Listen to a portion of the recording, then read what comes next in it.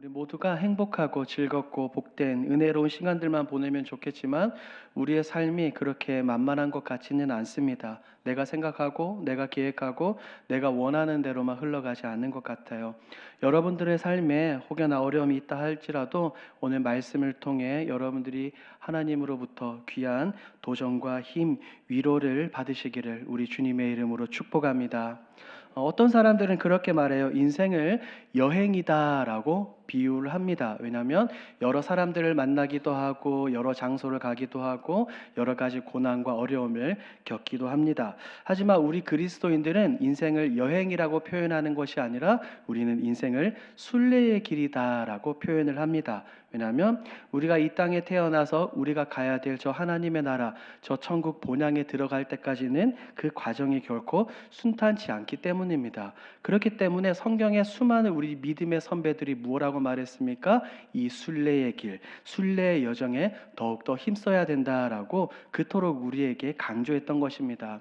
오늘 본문은 시편 121편입니다. 여러분들이 가지고 계시는 성경책 시편 121편의 표제어를 한번 보십시오. 머리에 뭐라고 나와 있습니까? 시작. 성전에 올라가는 노래. 자, 성전에 올라가는 노래라고 기록이 되어 있어요. 이 시편은 특별히 시편 120편부터는 순례자의 노래로 분류가 됩니다. 실제로 이스라엘 백성들이 성전으로 올라가며 이 노래를 불렀어요.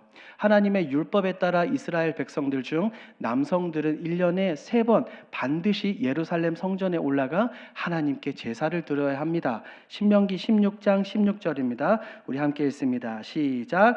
너의 가운데 모든 남자는 1년에 3번 곧 무교절과 칠칠절과 초막절에 내 하나님 여호와께서 택하신 곳에서 여호와를 배웁되 빈손으로 여호와를 배웁지 말고. 근처에 사는 사람들은 이 예루살렘 성전으로 향하는 길이 쉬웠겠지만 멀리 사는 사람들에게는 어땠겠습니까? 그 여정이 쉽지 않은 여정이었습니다. 오늘날을 생각해 봅시다. 오늘날은 대중교통이 발달되어 있어서 우리 교회가 길동에 있지만 저기 멀리 하남에서도 분당에서도 인천에서도 충남 당진에서도 대중교통이나 자차를 이용하여 교회로 올 수 있습니다. 하지만 성경시대 당시는 어떻죠? 예루살렘 성전으로 올라가는 길 그 자체가 굉장히 힘든 고난의 길이고 순례의 길이었습니다. 더군다나 이때는 그저 남성들만 올라갔던 것이 아니라 이 가정에 있는 아내들과 아이들과 가족이 함께 성전으로 올라갔으니 그 여정, 그 길이 얼마나 힘들었겠습니까? 그럴 때 이 이스라엘 백성들이 이 시편 121편의 노래를 부르며 하나님이 주시는 위로와 힘을 가지고 성전으로 향했던 것입니다. 우리 사랑하는 여러분, 이것은 우리의 삶도 마찬가지입니다. 시대에 따라 상황과 문제들은 모두가 달라졌지만 누구나 겪는 어려움이 있습니다. 그럴 때 우리는 누구를 바라보고 누구를 의지하고 누구에게 도움을 요청해야 되겠습니까? 다른 것이 아니라 오늘 말씀을 함께 살펴보며 나와 함께 하시는 하나님, 오직 하나님만 바라보고 의지하시는 저와 여러분들이 되길 우리 주님의 이름으로 축복합니다. 아멘. 우리 1절을 함께 읽도록 하겠습니다. 1절입니다. 시작. 내가 산을 향하여 눈을 들리라. 나의 도움이 어디서 올까? 자, 1절에서 시인은 산을 향해 눈을 든다라고 말합니다. 여기서 1절에서 시인이 말하는 산은 어떤 산일까요? 바로 예루살렘 성전이 있는 시온산입니다. 이 순례의 길에서 이 시인은 성전을 향한 순례의 길을 걸어가며 스스로에게 질문을 던지는 거예요. 나의 도움이 어디서 올까라고 말입니다. 왜 이런 질문을 던졌을까요? 그것은 서두에서 말씀드렸던 것처럼 이 순례의 길이 결코 만만치 않았기 때문입니다.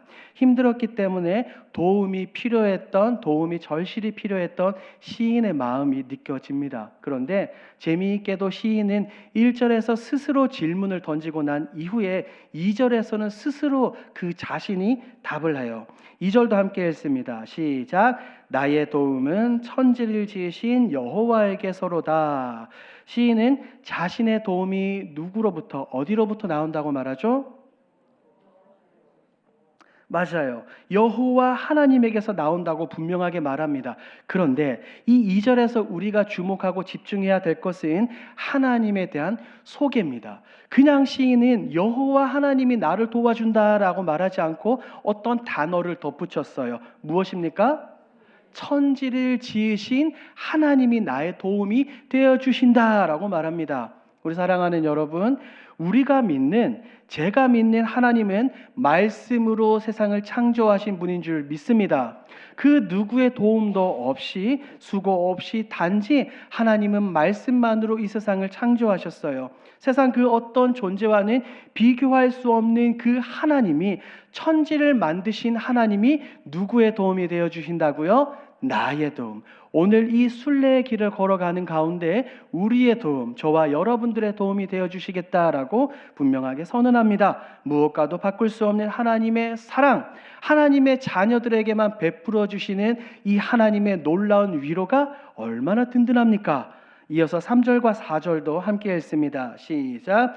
여호와께서 너를 실족하지 아니하게 하시며 너를 지키시는 이가 졸지 아니하시리로다. 이스라엘을 지키시는 이는 졸지도 아니하시고 주무시지도 아니하시리로다. 자, 2절에서 살펴본 것처럼 천지를 지으신 그 하나님이 나의 도움이 되어 주시기는 되어 주십니다. 그런데 이 순례의 길에서 하나님이 어떻게 나에게 도움이 되어 주시는지 시인은 명확하게 3절과 4절에서 그것을 설명하고 있죠.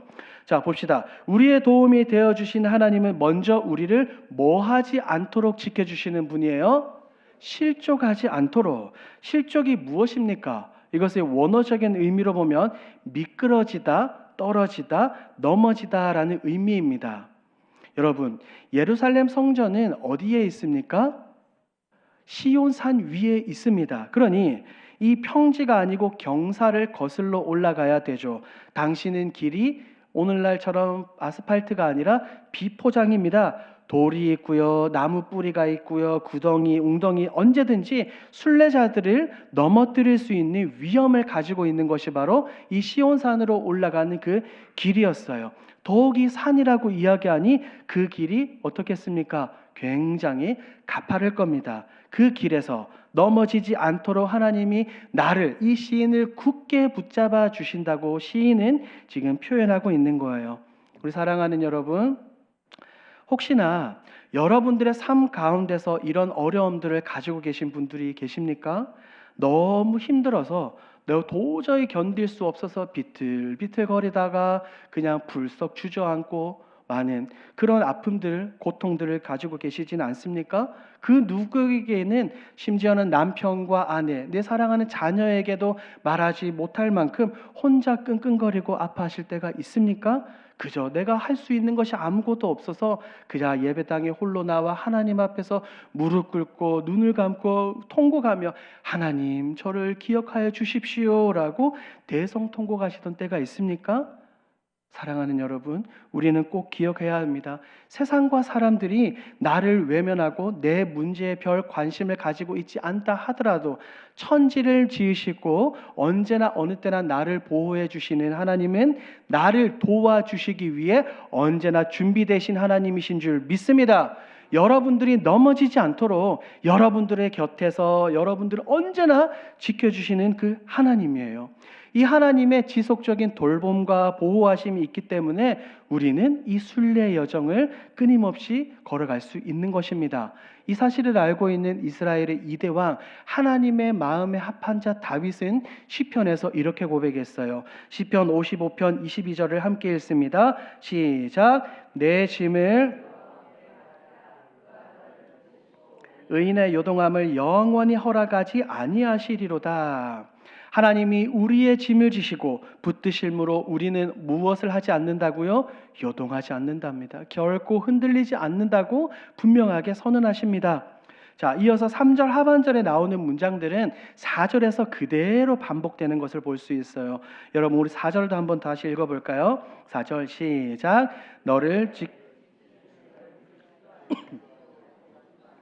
졸지도 아니하시고 주무시지도 아니하시리로다. 너무나 멋진 표현이죠. 너무나 멋진 표현으로 하나님은 사랑하는 백성들을 돌보시고 지키신다는 것을 분명하게 시인은 말합니다. 사실 우리 모두는 말하지 않아도 이것을 알고 있어요. 한 가지 예화를 드려볼까요?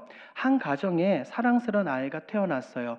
너무나 이쁘고 사랑스러워서 엄마, 아빠, 할머니, 할아버지가 돌아가며 그 아이를 챙겨줍니다. 먹을 것도 챙겨주고 기저귀도 갈아주고 때때도 밥도 주고 같이 놀아주기도 합니다. 하지만 아무리 사랑스럽고 예쁘고 내 눈에 넣어도 아프지 않을 그 자녀라 하더라도 우리가 내가 24시간 지켜줄 수 있어요? 없어요? 없습니다. 부모 역시 인간이기 때문에 육체적 한계를 가지고 있기 때문에 24시간 지켜줄 수 없어요. 시간적 제약이 있어요. 그런데 지금 시인은 말합니다. 우리 하나님은 어떻다고요? 졸지도 아니하시고 주무시지도 아니하시면서 우리를 지켜주신다라고 말합니다. 사랑하는 여러분, 시인이 말하고 있는 이 표현의 의미는 무엇입니까? 우리의 신뢰의 대상을 고백하고 있는 거예요. 우리 인간이 신뢰해야 될 분명한 대상이 사람이 아니라 누구라는 거예요? 하나님이라는 겁니다. 우리가 이 맥락을 조금 더 잘 이해하기 위해서는 고대 근동의 신들을 이해할 필요가 있습니다. 왜냐하면 이 고대 근동의 신들은 그 사람들이 믿었던 신들은 우리 인간들과 비슷한 성향을 가지고 있었거든요. 그래서 이방 민족들의 신들을 보면 신인데 조금 피곤하거나 조금 잠이 들거나 때로는 여러 가지 인간들이 가지고 있는 약점들을 굉장히 많이 드러내 보였어요. 특별히 이 가나안 땅에서 있었던 바알 신앙, 우리가 잘 알고 있죠. 이 바알은 잠시 자리를 비우거나 잠을 자거나 이렇게 할 수 있다는 전제를 가지고 있었기 때문에 바알의 선지자들은 어떻게 했습니까? 우리가 알고 있는 것처럼 바알을 깨우기 위해서 다시 불러 모으기 위해서 끊임없이 노래하고 소리 지르고 몸을 자해했죠. 우리가 이 열왕기상 18장 갈멜산 전투에서 엘리야와 바알의 선지자들의 싸움을 통해서 우리가 이것을 알 수 있어요. 그때 엘리야 선지자는 그들을 조롱하며 이렇게 말했죠. 열왕기상 18장 27절 시작. 정오에 이르러는 엘리야가 그들을 조롱하여 이르되 큰 소리로 부르라. 그는 신인즉 묵상하고 있는지 혹은 그가 잠깐 나갔는지 혹은 그가 길을 행하는지 혹은 그가 잠이 들어서 깨워야 할 것인지 하매. 자, 지금 이런 고대 근동의 신들과는 달리 우리 하나님은 시인이 고백하는 것처럼 무엇도 하지 않고 무엇도 하지 않는다고요? 졸지도 아니하시고 주무시지도 않습니다. 마치 24시간 끊임없이 켜놓은 감시 카메라처럼 우리를 늘 지켜주시고 늘 보호하고 계시죠. 이러한 배경을 염두에 두시고 오늘 본문을 잘 생각해 보십시오. 시인은 말합니다. 우리 하나님은 졸지도 아니하시고 주무시지도 아니하신다라고 말입니다. 이 표현은 하나님은 피곤함 없이 언제나 깨어 계셔서 무소부재의 하나님이시죠. 그의 사랑하는 백성들을 지켜보신다는 강력한 선포인 줄 믿습니다. 이방 신들과는 확연하게 다른 하나님의 모습이에요. 사랑하는 여러분, 이처럼 하나님은 언제나 어느 때나 저를 언제나 어느 때나 여러분들을 지켜 보호하고 계시는 줄 믿습니다. 그러니 우리의 이 인생의 순례의 길, 이 순례의 여정을 가는 길에 무엇과도 바꿀 수 없는 큰 위로와 힘과 용기가 되는 것입니다. 그냥 묵묵히 서 있는 카메라처럼 지켜보시기만 하는 것이 아니라 우리가 실족하지 않도록 넘어지지 않고 낭망하지 않도록 우리를 붙들어 주시는 하나님입니다. 이런 하나님을 더욱더 신뢰하기를 주님의 이름으로 축복합니다. 5절과 6절도 함께 읽습니다. 시작. 여호와는 너를 지키시는 이시라. 여호와께서 내 오른쪽에서 내 그늘이 되시나니 낮에 해가 너를 해치지 아니하리로다. 시인은 계속해서 우리를 지키시는 하나님에 대해서 설명하고 있어요. 본문에서 반복되는 단어가 있습니다. 뭘까요, 여러분? 5절, 6절에서 반복되는 단어. 지키시는. 지키신다. 천지를 지으신 하나님께서 우리를 지켜주시기 때문에 어떤 어려움으로부터 해를 당하지 않는다는 겁니다. 지금 시인은 그것을 계속해서 강조하고 있습니다. 보십시오. 제가 설교 서두에 말씀을 드린 것처럼 시인은 지금 예루살렘 성전으로 향해 나아가 하나님을 예배하기 위해서 순례의 길을 행진하고 있어요. 시인이 지금 성전으로부터 얼마나 먼 거리를 떨어져 있는지는 모르겠지만 그가 성전으로 향하기 위해서는 반드시 유대 광야를 지나야 할 겁니다. 왜냐하면 그곳은 광야 투성이기 때문입니다. 광야에서, 또 다른 말로 사막에서 가장 중요한 것은 두 가지예요. 무엇과 무엇일까요, 여러분? 물과 그늘입니다. 물이 없으면 우리가 잘 알고 있는 것처럼 며칠 내로 목숨이 위태로워집니다. 그런데 하나님은 우리를 그늘처럼 보호해 주신다고 말합니다. 사랑하는 여러분, 우리는 이미 출애굽기 말씀을 통해 광야로 들어온 이스라엘 백성들이 어떤 것의 인도를 받았는지 우리는 이미 알고 있습니다. 어떤 것의 인도를 받았죠?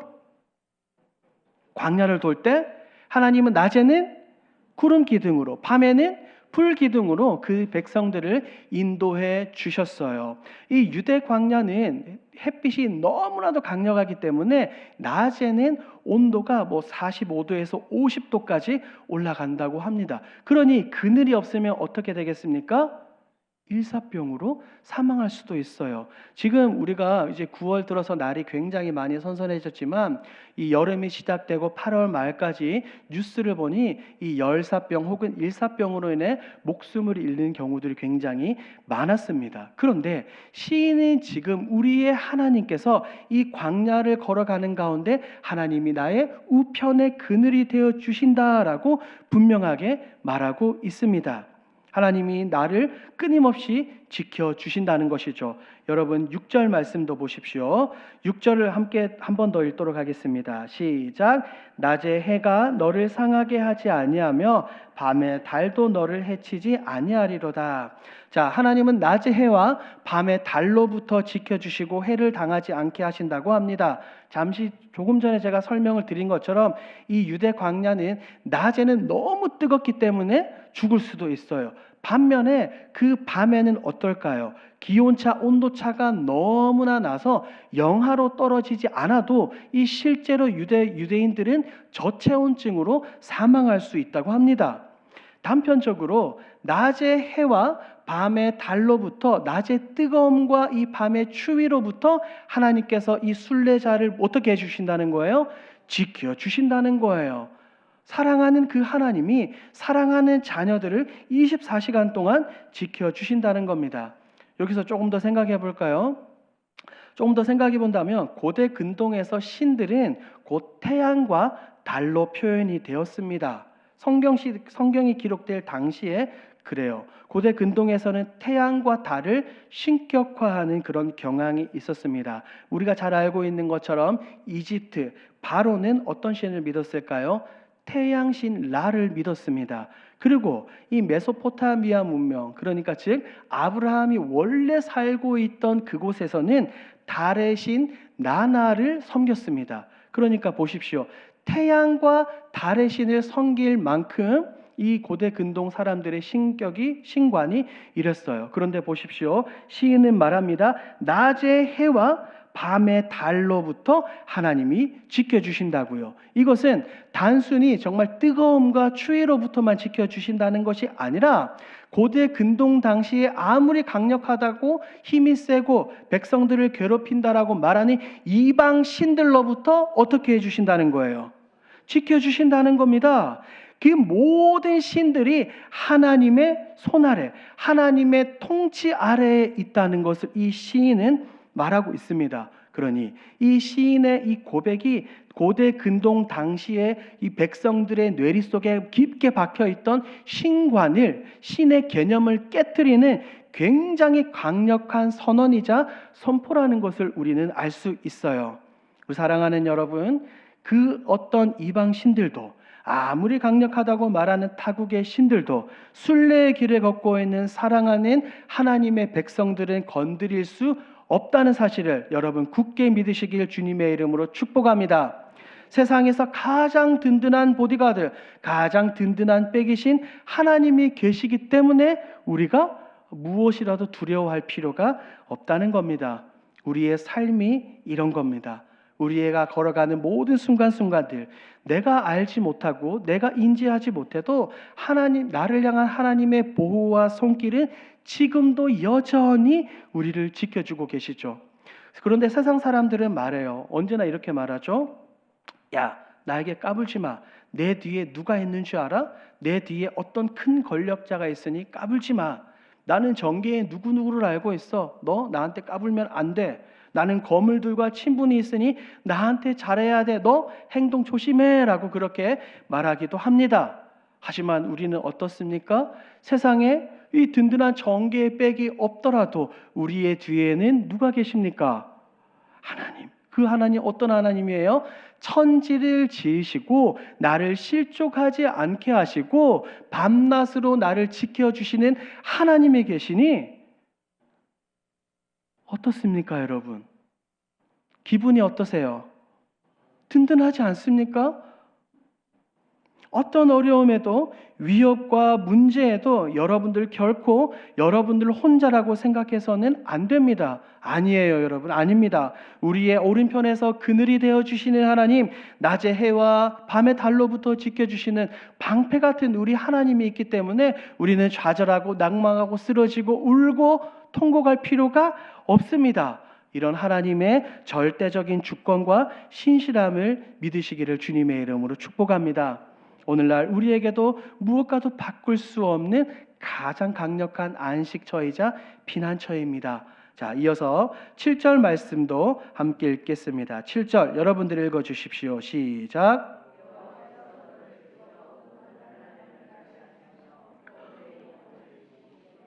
자, 7절을 보니까 히브리 문학의 독특한 장치가 발견됩니다. 그것은 한 절 안에서 반복과 평행법이 동시에 등장한다는 거예요.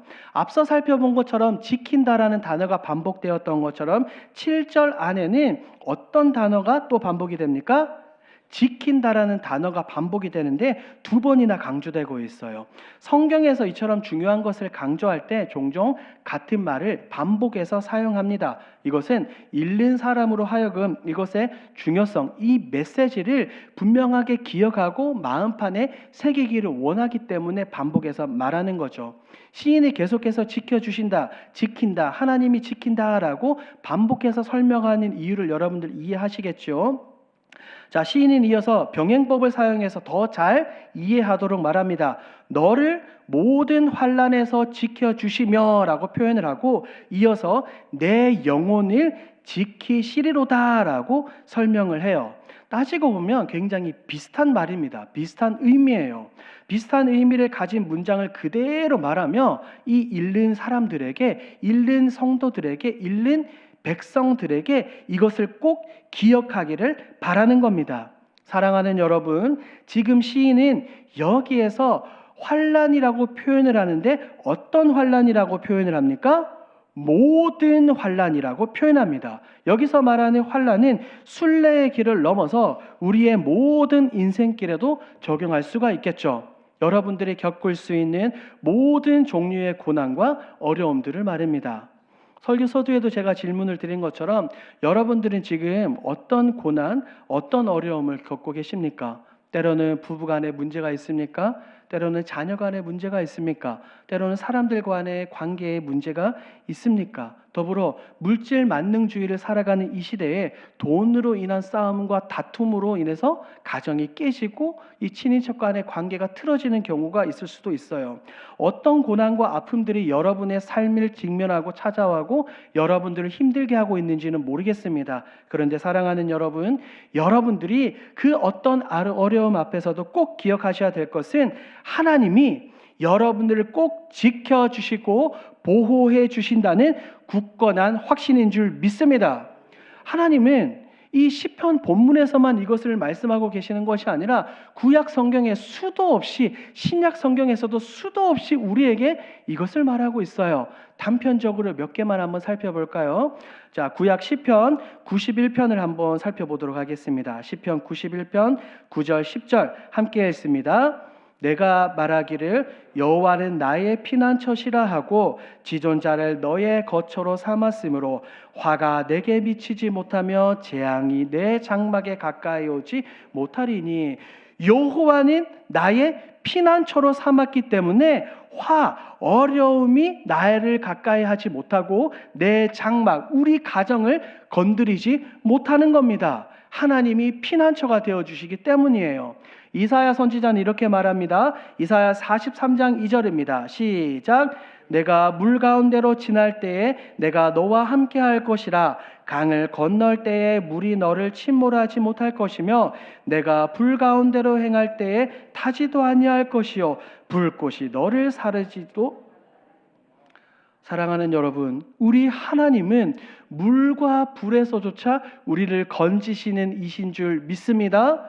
이스라엘 백성들은 홍해를 건너가는데 마른 땅같이 건너갔습니다. 다니엘의 세 친구는 7배나 뜨거운 불타는 용광로에 던져졌지만 그들이 나왔을 때 옷도 타지도 않았고 머리카락 타지도 않았습니다. 하나님이 그들을 온전하게 지켜주셨죠. 우리 하나님은 이렇게 우리가 만나는 모든 환난, 어려움으로부터 우리를 지켜주시는 겁니다. 그런데 제가 이 성경을 읽다 보니까 더욱이 큰 위로가 되는 것이 있습니다. 그것이 바로 7절 하반절이에요. 우리 7절 말씀을 한 번 더 읽도록 하겠습니다. 7절 시작. 여호와께서 너를 지켜 모든 환난을 면하게 하시며 또 내 영혼을 지키시리로다. 시인은 말합니다. 내 영혼을 지키시리로다. 할렐루야.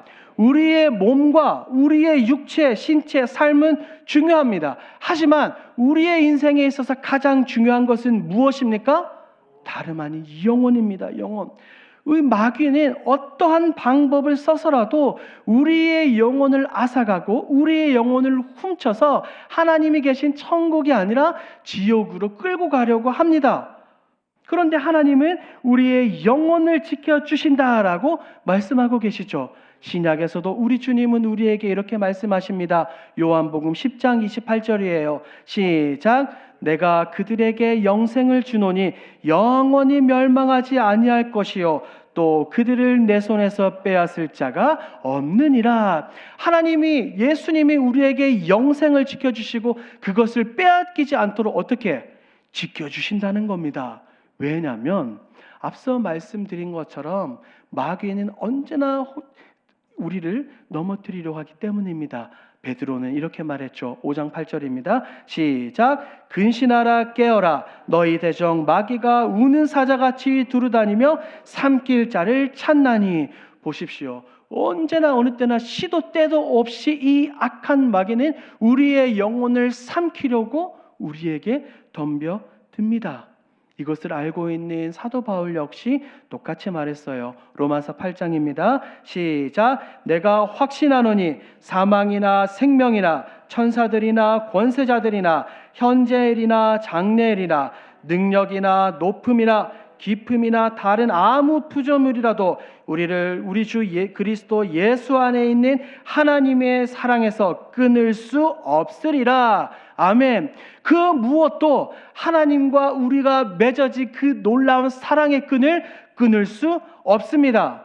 사랑하는 여러분, 우리 하나님은 이런 분이십니다. 우리의 육체뿐 아니라 우리의 육체가 실족하지 않도록 지켜주실 뿐 아니라 우리의 영혼을 세상 끝날까지 우리를 지켜주시는 방패 되신 하나님이신 줄 믿습니다. 그러니 우리에게 얼마나 위로가 되고 얼마나 힘이 되겠습니까? 마지막 8절도 함께 읽도록 하겠습니다. 8절 시작. 여호와께서 너의 출입을 지금부터 영원까지 지키시리로다. 여러분, 8절은 시인이 이 시를 마무리하는 결론입니다.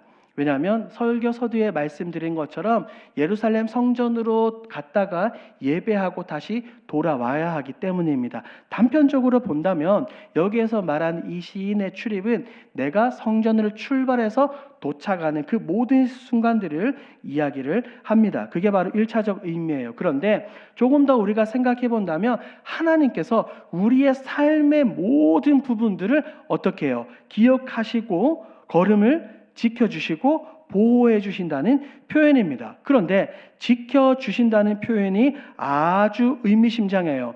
앞서 우리가 살펴본 것처럼 하나님은 졸지도 아니하시고 주무시지도 아니하며 우리를 지켜주신대요. 그런데 이 8절 하반절에서 보니까 하나님은 우리를 지켜주시는데 언제까지 지켜주신대요? 언제까지? 영원까지 우리를 지켜주신다고 분명히 말하고 있습니다. 사랑하는 여러분, 우리는 사실 시간 안에 갇힌 유한한 존재이기 때문에 영원의 개념을 정확히 이해하지는 못해요. 하지만 하나님은 분명하게 말하고 있습니다. 우리의 과거와 우리의 현재, 우리의 미래, 우리가 천국 본향에 들어가는 그 모든 순간까지 하나님은 우리를 어떻게? 영원히 우리를 지켜주시고 보호해 주신대요. 이미 이스라엘 백성들은 원래 이 말씀을 받기 이전에 수백 년 전에 하나님으로부터 이 말씀을 받았어요. 민수기 말씀을 한번 보겠습니다. 6장이에요. 시작. 여호와는 내게 복을 주시고 너를 지키시기를 원하며 여호와는 그의 얼굴을 내게 비추사 은혜 베푸시기를 원하며 여호와는 그 얼굴을 내게로 향하여 드사 평강 주시기를 원하노라. 보십시오. 하나님은 너를 어떻게 해요? 지키시기를 원하신대요. 하나님의 얼굴을 감히 사랑하는 백성들이 우리에게 비춰주시며 우리에게 끊임없는 평강을 허락하여 주신다라고 분명히 말씀하셨습니다. 우리 주님께서도 그렇게 말씀하셨죠. 마태복음 28장 20절에도 볼지어다 내가 세상 끝날까지 누구와 항상 함께 있으리라? 너희와 항상 함께 있으리라. 그 하나님이 그 예수 그리스도께서 우리와 영원토록 함께 하시는 줄 믿습니다. 사랑하는 여러분, 그러니 우리의 순례의 길을 걸어가는데 얼마나 힘이 되겠습니까?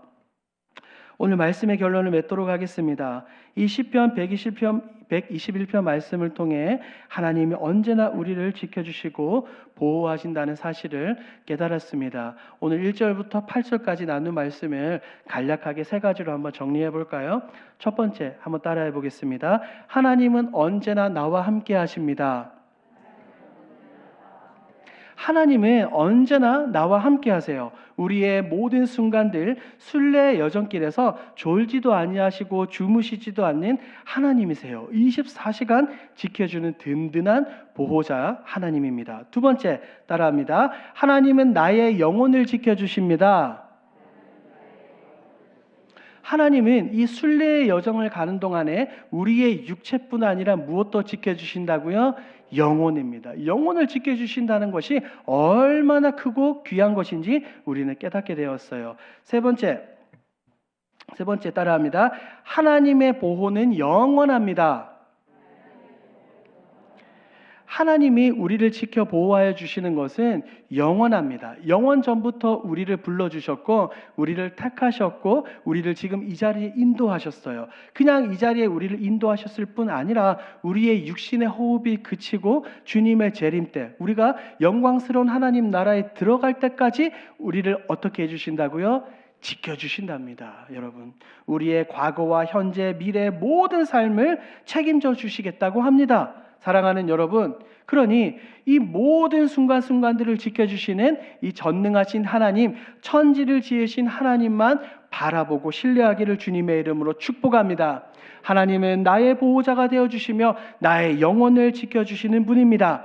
영원까지 나를 지켜주신다는 이 사실을 기억하며 하나님 안에서 세상이 줄 수 없고 사람이 줄 수 없고 남편이 줄 수 없고 아내가 줄 수 없고 자녀들이 줄 수 없는 진정한 위로, 진정한 평안, 진정한 쉼, 진정한 안식을 받아 누리시는 저와 여러분들이 되길 우리 주님의 이름으로 축복합니다. 아멘.